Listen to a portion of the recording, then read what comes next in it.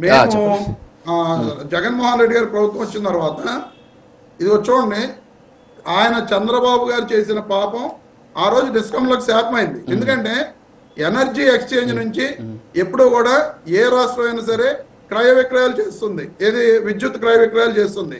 కానీ విద్యుత్ పంపిణీ సంస్థలు చెల్లించాల్సిన ఆ ఎనర్జీ ఎక్స్చేంజ్ దానికి చెల్లించాల్సిన 17,000 కోట్ల రూపాయల బకాయిలు చంద్రబాబు నాయుడు గారు చెల్లించకపోవడం కారణంగా ఆ రోజున ఏపీని కూడా మీరు విద్యుత్ కొనడానికి కుదరదు అని చెప్పి బ్లాక్ లిస్ట్ లో పెట్టిన సందర్భం చంద్రబాబు నాయుడు గారు చేసిన నిర్వాహకం కారణంగా వచ్చిన పరిస్థితి.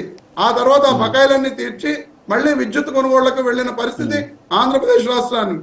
ఇటువంటి నిజాలన్నింటినీ దాచి ఈ రోజున తెలుగుదేశం పార్టీ వారు కానీ కూటమి ప్రభుత్వం కానీ ఈ రకంగా అబద్ధాలు చెబుతూనే ఉంటది, దుష్ప్రచారం చేస్తూనే ఉంటది.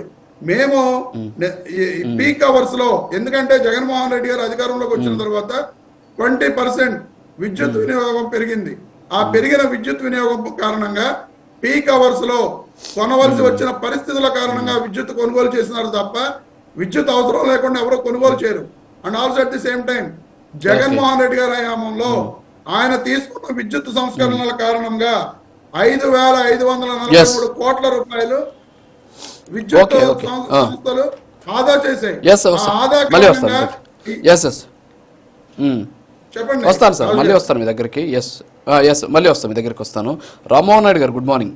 సో నిన్న లేఖ రాసింది ప్రభుత్వం, లేఖ రాసింది ఏపీఆర్సీకి. సో ఇందాక మన రమేష్ గారు కూడా చెప్పారు ఏపీఆర్సీ ఆమోదించినటువంటి మొత్తాలు అని చెప్పేసి. సో ఏపీఆర్సీకి డిస్కంలో రాసింది 14,207 కోట్ల రూపాయల 52 రూపాయలు డిస్కమ్లు అడిగాయన్నమాట. అడిగితే దాంట్లో మొత్తం ఏపీఆర్సీ లెక్కలన్నీ కూడా చూసిన తర్వాత 8,274 రూపాయలు అవసరం, 8,274 కోట్ల రూపాయలు అవసరం లేదని చెప్పి పక్కన పెట్టి కేవలం 4,497 కోట్లను మాత్రమే ట్రోప్ ఛార్జీల రూపంలో ప్రజల నుంచి మీరు తీసుకోండి అని చెప్పి. దీనిలో చాలా వరకు కూడా ఎస్ ఇప్పుడు అవన్నీ కూడా మనం చూస్తున్నాం. పీసార్ ఒకసారి ఆ డాక్యుమెంట్ ప్లే చేయండి. ఆ డాక్యుమెంట్ నేను చెప్పేది కాదు, ఇది మీరు ప్రభుత్వం రాసినటువంటి లేఖకు సంబంధించినటువంటి అంశం. అది ఒకసారి ఆ లేఖ చూస్తే మనకు తెలుస్తుంది.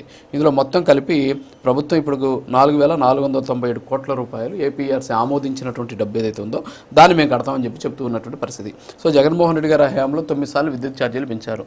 దాదాపు 25,000 కోట్ల రూపాయలు భారం పడింది. 2014-19 కాలంలో మీ ప్రభుత్వం తీసుకున్నటువంటి అస్తవ్యస్తమైనటువంటి నిర్ణయాల కారణంగా ఆ భారాన్ని విధులేని పరిస్థితుల్లో ప్రజల మీద వేయాల్సినటువంటి పరిస్థితి అని వాళ్ళు అంటున్నారు. మరి ఇప్పుడు ఈ 4,497 కోట్లు కూడా గత ప్రభుత్వంలో ఉన్నటువంటి తీసుకున్న నిర్ణయాల వల్ల వచ్చినటువంటి నష్టమే కదా. మరి దాన్ని పూడ్చుకోవాల్సినటువంటి బాధ్యత డిస్కమ్లకు ఉంటుంది కదా. మరి దీని మీద మీరేమంటారు సార్? ముందుగా మీకు గుడ్ మార్నింగ్ సార్. అలాగే ప్రైమ్ నైన్ డిబేట్ లో కూర్చున్న ప్రతి ఒక్కరు కూడా నా నమస్కారాలు.